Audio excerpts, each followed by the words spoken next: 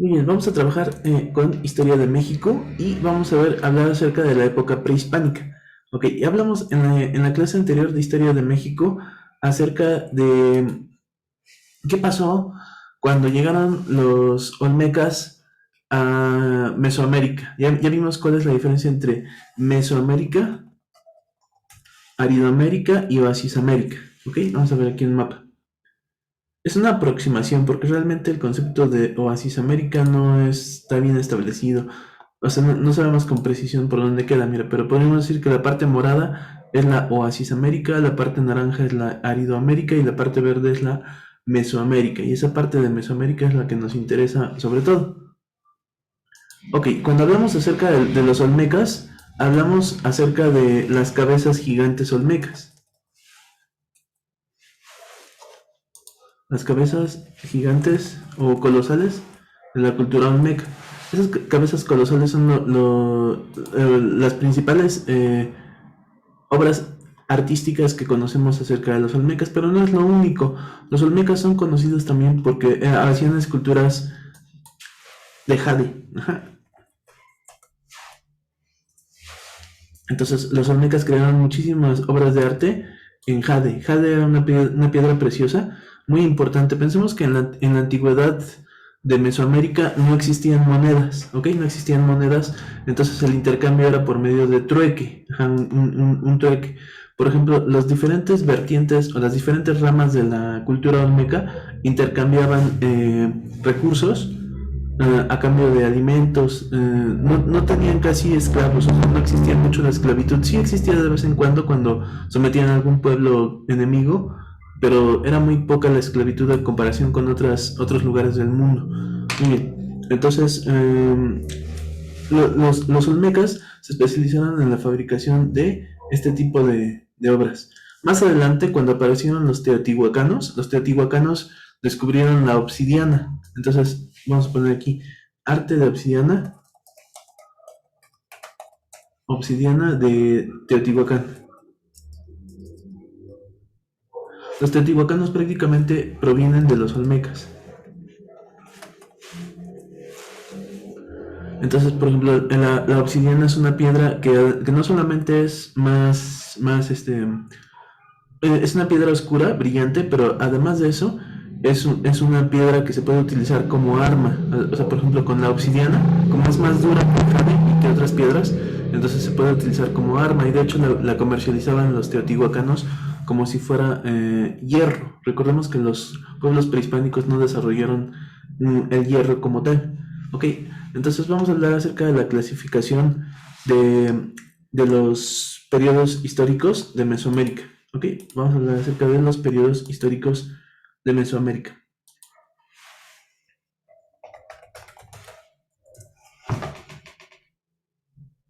Entonces, hablamos de tres horizontes principales, ¿de acuerdo? El horizonte preclásico. Horizonte preclásico. Recordamos en la clase anterior que hablábamos acerca de los olmecas que existieron desde el año 2500 a.C. hasta el año, aproximadamente hasta el año 0 de nuestra era, o podríamos decir hasta el año 200 después de Cristo, para poder ponernos un poco más de acuerdo con otros historiadores que dicen que es hasta el año 200 después de Cristo aproximadamente.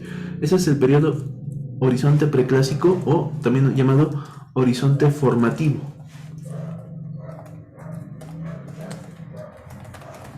Se llama así horizonte formativo porque le fue dando forma a lo que iba a ser más adelante Mesoamérica, es decir, las culturas que provienen de la antigua cultura olmeca. ¿Ok?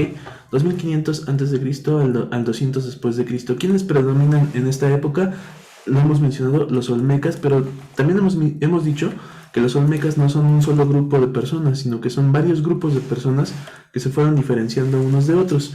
¿Por qué los olmecas? ¿Por qué recordamos a los olmecas? Los recordamos por varias razones. Primero, porque son los creadores de la escritura, prácticamente son los que inventaron la escritura en Mesoamérica. Esa es su principal aportación.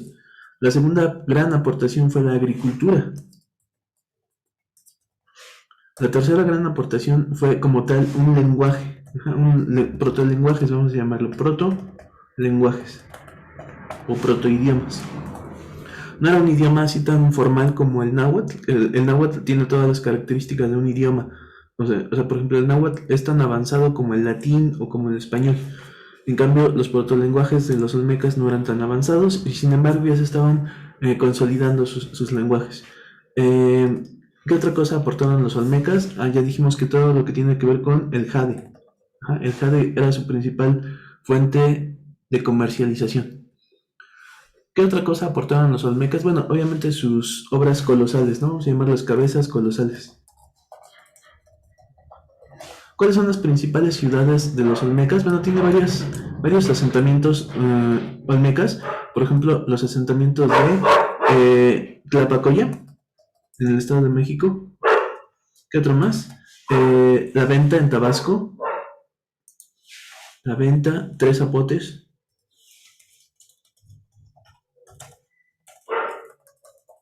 Etcétera. Todos estos son de Tabasco. Y Cuicuilco. Esos son los principales. Hay muchos más, pero esos son los que no se nos deben de olvidar. O sea, esos son los principales asentamientos olmecas. Ok, esos son los olmecas. Bueno, ese es el horizonte preclásico. Prácticamente está dominado por la cultura olmeca y que se fue diferenciando en pequeños grupos. Pero ¿qué pasó con estos olmecas? ¿Desaparecieron por completo? No, simplemente se fueron diferenciando y evolucionaron hacia otras culturas. Por ejemplo, ¿qué culturas provienen directamente de los olmecas? Se cree que la cultura maya proviene directamente de los olmecas. O sea, por ejemplo, los mayas, podemos darnos cuenta que muchos de los dioses olmecas también aparecen entre la mitología de los mayas, ¿de acuerdo? Entonces, vamos a poner aquí dioses mayas. Muchos de los comportamientos de los olmecas también los tienen los mayas, solamente que vemos muchísimo más avances por parte de los mayas, obviamente. Ellos evolucionaron culturalmente y además científicamente. Muy bien. ¿Quiénes además provienen de los mayas? Provienen la cultura teotihuacana. Los teotihuacanos provienen directamente de los mayas. Ellos también, perdón, de los olmecas. De los olmecas. Otra cultura que también proviene directamente de los olmecas son la cultura de Tula. Tula. Tula proviene también de los olmecas. Los zapotecas. Sí, los zapotecas también provienen de los olmecas, solamente que ya están muchísimo más avanzados. ¿Ok? Muy bien. Entonces, hablamos acerca del horizonte preclásico que va desde el año 2500 a.C. hasta el 200 después de Cristo. Vamos ya sabemos que es el 200, pero vamos a ponerlo hasta el año 0 para que encaje mejor con lo que vamos a explicar más adelante. Ok, entonces, eso se habla del horizonte preclásico o formativo. Vamos a ver que cuando consultemos diferentes fuentes va a cambiar muchísimo esto, porque unos van a decir que es del año 3500 hasta el año 100 después de Cristo, desde el año, pero más o menos un estándar sería 2500 hasta el año 0. Ese sería el horizonte preclásico o formativo. Luego viene el horizonte clásico. En el horizonte clásico, las principales culturas que aparecen son las siguientes. Vamos a poner el horizonte clásico. El horizonte clásico es cuando aparecen las culturas más importantes de Mesoamérica. Podríamos decir que es el esplendor, el máximo esplendor de Mesoamérica. Y en ese momento, y eso abarca desde el año 0, desde el 0 de nuestra era, hasta el año aproximadamente 900 o 1000. Si quieres fijarlo como un número cerrado, vamos a decir hasta el año 1000. Te vas a dar cuenta que algunos autores dicen que es desde el año 0 hasta el año 800, o del año menos 100, o sea, 100 antes de Cristo, hasta el año 700, o del año 0 al 600. Más o menos coinciden los autores. Es que hay muchísimas cosas que todavía no sabemos, pero un estándar sería decir desde el año 0 hasta el año 1000, o del año 200 al año 1000. Concretamente hasta el año 900, ¿correcto? Hasta el año 900. ¿Quiénes son las culturas que predominaron en el horizonte clásico? Son los mayas principalmente, pero vamos a hablar de dos tipos de mayas. Hay mayas del viejo imperio y los mayas del nuevo imperio. Vamos a hablar así de los mayas del antiguo emporio. Ajá, el antiguo emporio. Y no hablamos de un imperio, sino de un emporio. Los teotihuacanos, los eh, zapotecas. Y también hablamos de la cultura de los de Tula. Ajá, la cultura de Tula. Y podemos hablar también de los toltecas. Ajá, los toltecas. Pero vamos a ver con más detalle esta información. Toltecas. ¿De cuándo son los toltecas? Aquí también hay muchas discrepancias. Vamos a ver qué es lo que se menciona aquí. La cultura tolteca es una de las culturas precolombinas de Mesoamérica del periodo posclásico. O sea, se habla de que los toltecas están en el periodo posclásico y no en el periodo clásico. Sin embargo, ya existían ancestros de los toltecas que provienen directamente de los olmecas, ajá, aunque los toltecas los sitúan más en el posclásico. Su lengua era el náhuatl, la misma que predomina en el norte del altiplano mexicano. Bien, así que la cultura de Tula o de los toltecas, entonces son más o menos la misma. Hay personas, hay historiadores que lo separan, ¿no? O sea, que hablan de la cultura de Tula por separado de la cultura tolteca. Bueno, aquí en Wikipedia hablan acerca de las dos como si fueran parte de la misma. ¿Ok? Bien, vamos a ver qué es lo que dicen sobre la cultura tolteca. La cultura tolteca es una de las culturas precolombinas de Mesoamérica del periodo postclásico, o sea, después del año 900. Su lengua era el náhuatl, la misma lengua que predomina en el norte del altiplano, entre los siglos X y XII. Ya estamos hablando del postclásico, del siglo X, o sea, desde el año 1000, desde el año 900, perdón, en adelante. Acuérdate que el siglo X va desde el 900 hasta el 1000. Algunos de sus principales centros fueron Huapalcalco, Tulancingo y la ciudad de Tolán, Xicocotitlán, pero no sé cómo se pronuncia bien, pero más o menos así. Localizada en lo que actualmente se conoce como Tula de Allende, estado de Hidalgo, es decir, Tula. Esta ciudad es célebre por sus singulares estatuas de piedra llamadas los Atlantes de Tula. Ok, entonces ahí es donde se sitúa a los toltecas. Bien, pero ya son más tardíos, ¿de acuerdo? Entonces a esta de Tula le vamos a poner un asterisco. Sin embargo, los zapotecas, vamos a ubicar a los zapotecas.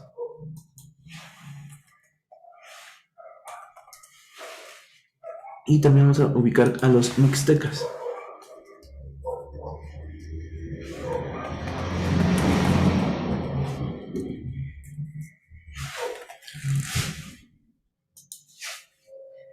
La cultura zapoteca fue una civilización mesoamericana cuyos herederos habitan en los actuales estados mexicanos de Oaxaca, Guerrero, Puebla y Veracruz. Principalmente Oaxaca. Podemos decir que Oaxaca es el centro principal de la cultura zapoteca. La principal fuente económica de los zapotecas en época prehispánica era la agricultura, el maíz, los frijoles. En la actualidad los herederos de esta cultura viven aún concentrados en las tres entidades federativas, etc. Si los primeros zapotecos eran sedentarios, vivían en asentamientos agrícolas, adoraban un panteón de los dioses encabezados por el dios de la lluvia, Cosijo, representado por el símbolo de la fertilidad, etc. ¿No? Dice el dios Cosijo. Mira, todas las representaciones de Tlaloc son muy parecidas, tienen características muy similares. Ajá, les ponen diferentes nombres, pero el dios Tlaloc prácticamente proviene de la cultura olmeca. O sea, los olmecas son los creadores del dios Tlaloc, del concepto de Tlaloc, dios de la lluvia. Recibe diferentes nombres en diferentes lugares, por ejemplo, Chacmol en los mayas, Cosijo para los zapotecas, etc. Bien, dice, los primeros zapotecas eran sedentarios, vivían en asentamientos agrícolas, adoraban un panteón de dioses encabezados por el dios de la lluvia, Cosijo, representado por un símbolo de la fertilidad que combinaba los símbolos de la tierra, jaguar, y el cielo, serpiente, símbolos comunes en las culturas mesoamericanas. De hecho, el jaguar es el animal más adorado por los olmecas y de hecho lo consideraban como un dios. Eso me faltó apuntarlo aquí, que es muy importante. El dios jaguar. El dios jaguar. Importantísimo. Dice, origen de la cultura zapoteca. Por décadas se creía que la palabra zapoteca proviene del náhuatl, que significa pueblo del zapote. Estudios más recientes, llevados a cabo por la UNAM, señalan que en realidad se debe escribir zapoteca o no sé cómo se escribe o cómo se pronuncia, pero dice viene de la palabra nube y de posteca, que es comerciante. Esta palabra posteca sí es de origen mexica, de origen náhuatl. Dice, los primeros zapotecos eran sedentarios, vivían en asentamientos agrícolas, adoraban un panteón de dioses encabezados por el dios de la lluvia, etc. Dice, combinaban los símbolos de la tierra jaguar y el cielo serpiente, etc. Dice, por ejemplo, los zapotecas del Istmo, de la región del Istmo, el Istmo de Tehuantepec. Vamos a ver cuál es el Istmo de Tehuantepec. Vamos a poner aquí Maps, México.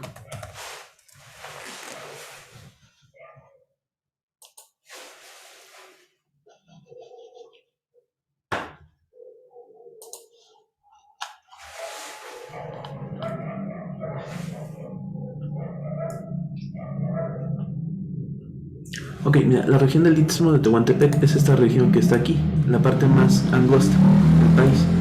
Entonces, ¿dónde estaba la cultura zapoteca? Principalmente en Oaxaca, ¿ok? Principalmente en Oaxaca. Convivían con otra cultura importante que se llama la cultura mixteca.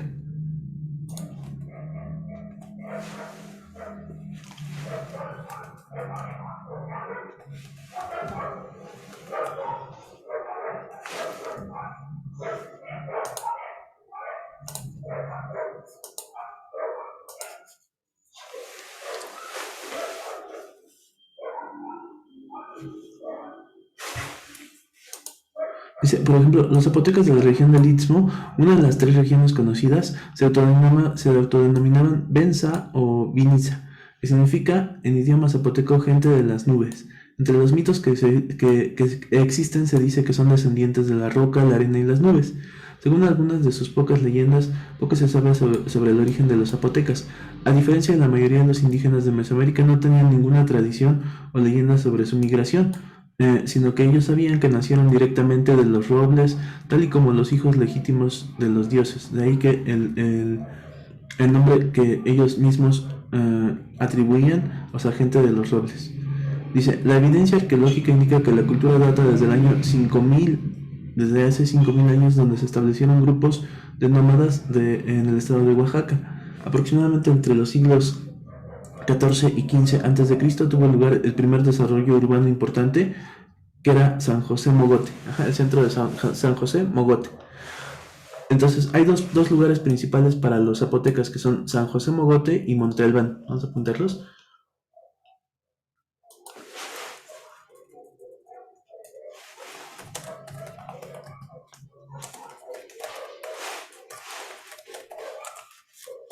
Podríamos decir que Monte Albán era su principal metrópoli. Se establecieron en los valles centrales del actual estado de Oaxaca, mientras que Teotihuacán florecía en el centro de México y las ciudades mayas al sureste. Es decir, convivieron con los teotihuacanos y con los mayas. Es importante porque son del periodo clásico, del máximo esplendor de todas las culturas prehispánicas. Convivieron con los teotihuacanos y con los mayas. De hecho, comercializaban. Los teotihuacanos les vendían obsidiana a los zapotecas y los zapotecas les vendían chocolate y les vendían barro negro a los teotihuacanos, que eran de sus principales productos de comercialización. Vamos a apuntar esos productos de comercialización. Eran productos, bueno, obviamente aparte de la agricultura, productos agrícolas, pero agrícolas, dijimos chocolate y barro negro. Y los teotihuacanos a cambio les vendían obsidiana, que era su principal fuente de sustento. Dice, se desarrollaron entre los años 500 a.C. al 950 después de Cristo. Fíjate en este año crítico, el 900 y el 950. Como que se habla como de un final, ¿cierto? Del final del periodo clásico. El periodo clásico dijimos que va del 0 al 900. Y pusimos el 1000 nada más para recordarlo, pero vamos a poner ese 900 o 950, porque hay algo que pasó ahí. Algo muy grave pasó para que se extinguieran todas estas culturas del periodo clásico casi al mismo tiempo. Imagínate que tuvo que haber sido algo cataclísmico. Todavía no sabemos con precisión qué pudo haber sido, pero casi todas las investigaciones apuntan a una grave sequía. Durante el horizonte preclásico, los zapotecas se establecieron en los valles centrales, o sea, mientras que existían los olmecas y los olmecas eran la cultura dominante, los zapotecas se establecieron en los valles centrales del estado de Oaxaca. Así que mientras Teotihuacán florecía en el centro de México y las ciudades mayas en el sureste, Monte Albán, centro ceremonial construido en lo alto de un cerro, era la ciudad más importante de esta región oaxaqueña. Los primeros zapotecas eran sedentarios, vivían en asentamientos agrícolas, etc. Bueno, como que repiten esto. Desarrollo cultural.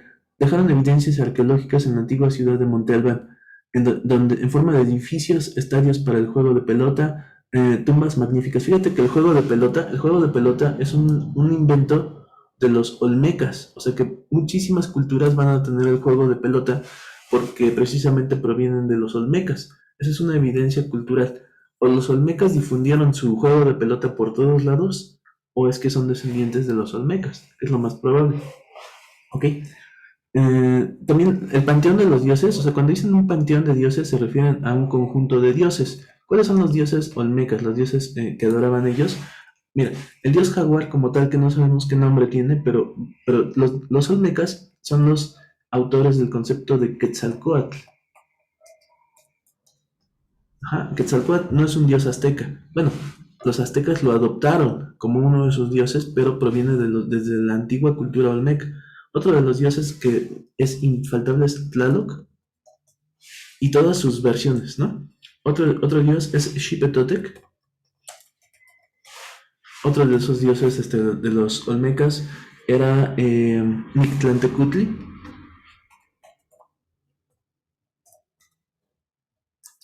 No me acuerdo cómo se escribe. Y Mictlantecutli. O sea, como decir, el dios del inframundo.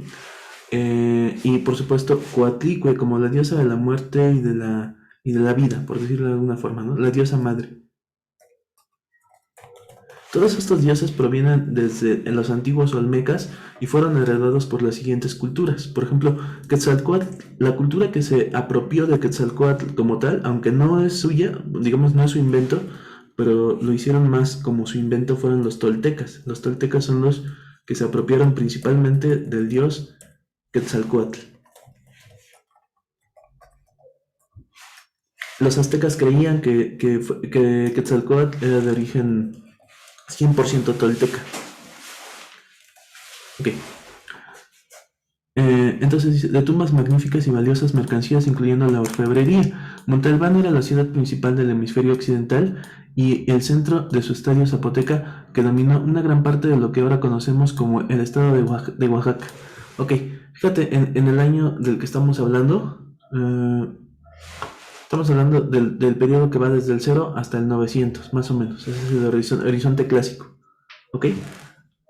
Aquí no dice cuántos habitantes tenía, pero tuvo que haber sido una cantidad enorme. Tuvieron que haber superado el 1.000.000 de habitantes en esa época. Mientras que ciudades europeas, como por ejemplo Milán, vamos a poner aquí, ciudades más grandes de la Edad Media, ciudades más pobladas de la Edad Media.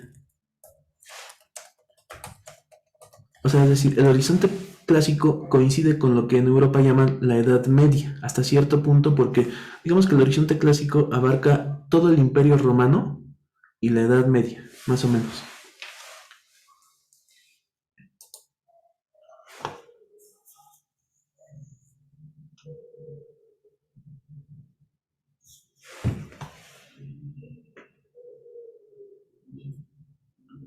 Ok, aquí están, dice...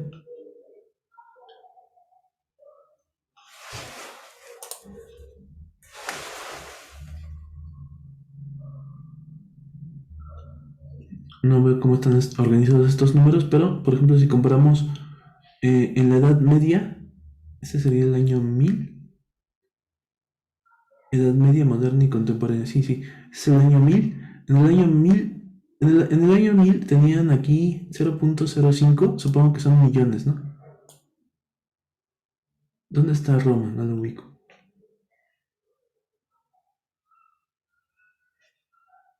Bueno, ahorita por ejemplo la Ciudad de México sí son millones, son 16.4 millones de habitantes. Entonces estos números están en términos de millones. Por ejemplo, ubicamos a Teotihuacán. Fíjate en esto, 0.250. Fíjate en este número. Y estamos hablando del año 500. Ve ese número, 0.0250. y Monte Albán 0.04. Ajá. Es decir, ¿qué quiere decir esto? Que había 250,000 habitantes en Teotihuacán. O sea que Teotihuacán llegó a ser una ciudad extremadamente poblada. Teotihuacán, la ciudad de las pirámides.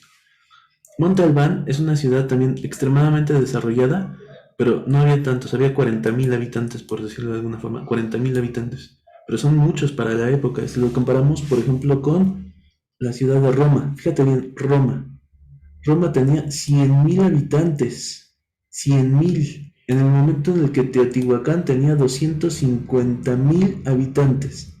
Estamos hablando de Roma, la capital del Imperio Romano. En el año 500, o sea, justamente cuando terminó de caer la ciudad de Roma, en su mejor momento. O sea, en su mejor momento Roma tenía apenas 100,000 habitantes, pero la capital como tal, no el Imperio Romano. Ajá, si contamos el Imperio Romano completo, tenía 1,000,000 de habitantes o más. Pero por lo menos la ciudad capital tenía 100,000 habitantes. Y la ciudad capital de Teotihuacán tenía 250,000. Pero estamos hablando solamente de la zona de las pirámides, la capital como tal. Pero se estima, según muchos historiadores, que la zona conurbada o la zona metropolitana de Teotihuacán tenía más de 3 millones de habitantes. O sea, imagínate ese número. ¿A dónde se fue toda esa gente? Estamos hablando de una cantidad enorme de personas. Estamos hablando de 3 millones de personas. O sea, el imperio teotihuacano era la superpotencia del hemisferio occidental. La superpotencia. Solamente porque los romanos no tuvieron la posibilidad de emigrar hacia América. Pero ¿qué crees que hubiera pasado si los romanos hubieran llegado a América? Hubieran tenido una guerra encarnizada con los de Teotihuacán y seguramente Teotihuacán hubiera vencido a Roma, incluso con toda la tecnología que tenía Roma, porque es que eran demasiados. Ajá, había demasiada gente en Teotihuacán. Entonces vemos que Teotihuacán era la ciudad más poblada en ese momento. Luego vemos que más o menos por el año 1000, aquí tenemos, esta es China. Bueno, obviamente que China, pero siempre China estuvo aislada por completo del resto de la humanidad. Una ciudad de China tenía 250,000 habitantes, estamos ya hablando del año 1000, mientras que Egipto tenía 600,000 habitantes, pero este ya sería el año 1000. Constantinopla, la capital del Imperio Romano de Oriente, tenía 300,000 habitantes. Ajá. En ese momento, fíjate cómo descendió la población de la capital de Roma, porque Roma ya se había extinto. La antigua capital del Imperio Romano de Occidente descendió su número a la mitad. Fíjate esa cantidad. 500,000, pasó de 100,000 a 50,000. De 100,000 pasó a 50,000. O sea, disminuyó drásticamente la población de Roma. París se mantuvo en crecimiento. Ajá, París. Bagdad, en Japón, China, Córdoba en España, 450,000. Bueno, eso es lo importante que estamos viendo aquí de las ciudades más importantes de esta época. Pero compáralo, o sea, compáralo, es impresionante la cantidad de habitantes que tenía Teotihuacán y Monte Albán también, o sea, son 40,000 habitantes, son muchísimos en comparación. ¿Por qué Córdoba tenía tantos habitantes? Bueno, es que Córdoba, estamos hablando del año 500, es la época en la que empezaron a llegar pueblos árabes y también se mezclaron con los visigodos y con los romanos que todavía quedaban en la península hispánica. Entonces Córdoba es donde se estableció el califato de Córdoba, es decir, donde los árabes llegaron y establecieron la ciudad más importante de su califato. Muy bien. Entonces, volviendo aquí, ya vimos por qué es tan importante. También la ciudad de Monte Albán tenía muchísimos habitantes, ya vimos cuántos tenían, ¿no? Como 40,000 habitantes. Sí, aquí está. Monte Albán, 40,000 habitantes. Y la zona metropolitana de Monte Albán se estima que tenían alrededor de 1,000,000 de habitantes. O sea, es decir, vamos a ver cómo está Monte Albán, para que tengamos una idea. Monte Albán, Oaxaca. Fíjate, la ciudad de Monte Albán está establecida en lo alto de un cerro. Ajá. ¿Por qué está establecida en lo alto de un cerro? Porque es una fortaleza. ¿De acuerdo? Es una fortaleza de los nobles. Acuérdate que las culturas más desarrolladas tienen clases sociales. Entonces la nobleza y los reyes y la realeza son los que vivían en la ciudad de Monte Albán. La gente común, la gente, los proletarios, la gente humilde vivía en los alrededores de estos cerros principales. Los cerros principales eran reservados para las altas clases sociales.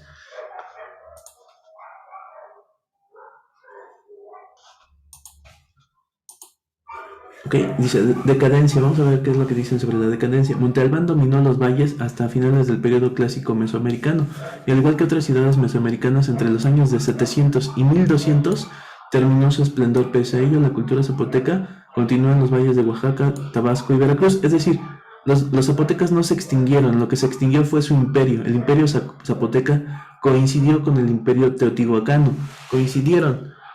Por suerte no entraron en una guerra encarnizada porque los teotihuacanos eran expansivos. Vamos a ver el imperio teotihuacano.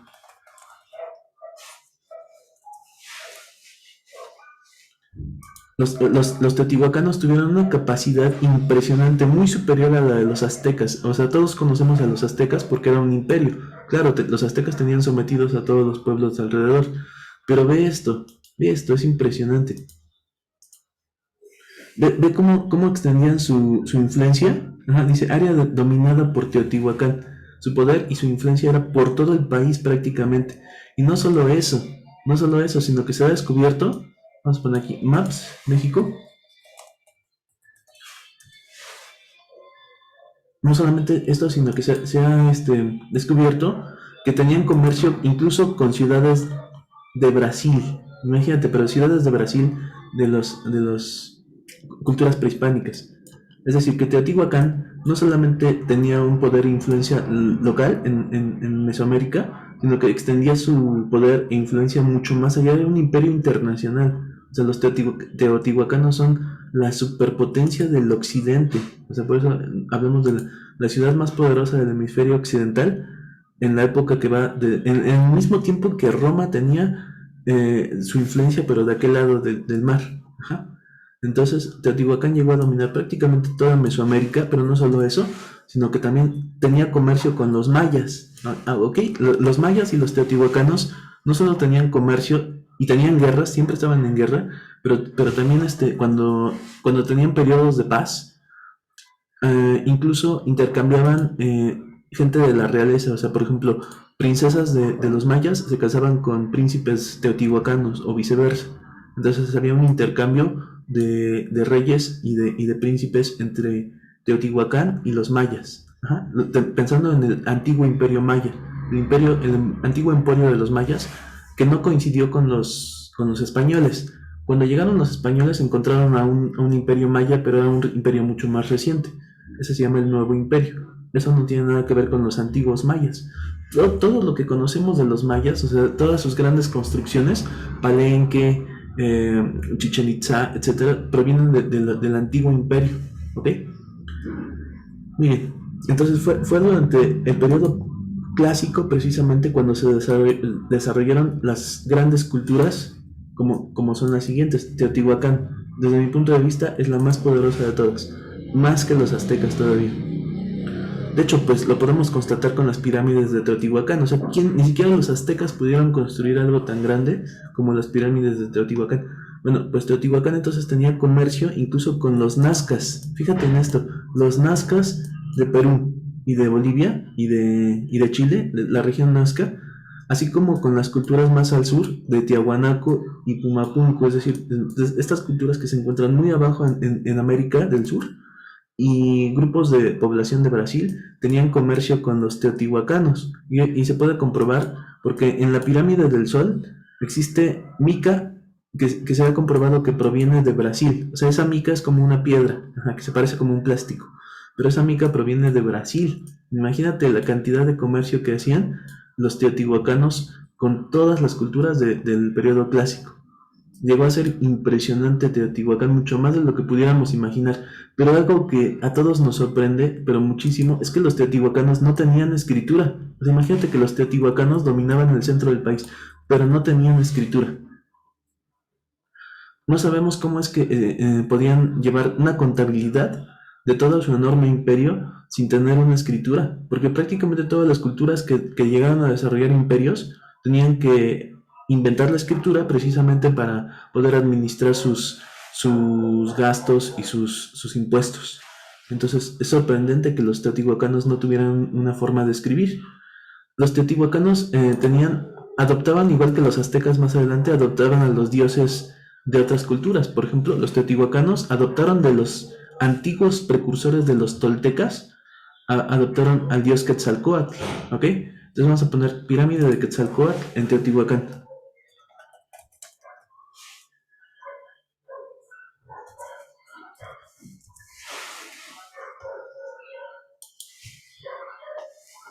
Entonces en Teotihuacán hay una pirámide de Quetzalcóatl. De hecho, aquí en esta imagen podemos ver a dos dioses de origen olmeca, que son Tlaloc del lado derecho y Quetzalcóatl del lado izquierdo. Ajá, impresionante que tengan estas. Es que le rinden homenaje a los dioses antiguos, precisamente. Y Teotihuacán considera dioses antiguos precisamente a Tlaloc y a Quetzalcóatl. Los mismos toltecas tomaron estos dioses de sus precursores, que son los olmecas. Esta pirámide de Quetzalcóatl que se encuentra en Teotihuacán es más pequeña que las pirámides grandes del Sol y de la Luna. Es muy distinta, completamente distinta, incluso en su arquitectura, y han hecho excavaciones dentro de ella, es completamente distinta. Se puede decir que Teotihuacán tuvo diferentes etapas, diferentes etapas. Se fue construyendo como que una pirámide del Sol al principio que era más pequeña, posiblemente porque los pueblos prehispánicos construían en donde antes ya alguien había construido. ¿Me explico? O sea, por ejemplo, llegaban y encontraban ruinas de una pirámide antigua de los olmecas. Y encima de esa pirámide construían otra pirámide más grande. Y luego otra pirámide más grande encima de la anterior. O sea que son muchas construcciones de pirámides una encima de la otra para que fuera cada vez más y más grande y más sofisticado, hasta llegar a tener la enorme pirámide del Sol.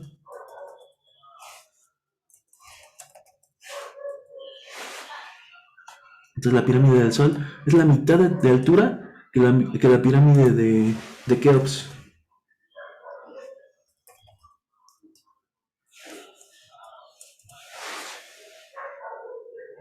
Mira, más o menos ahí se ve la imagen en la que vemos la pirámide de Teotihuacán, del Sol, comparada con la pirámide de Keops de Egipto, la gran pirámide de Egipto.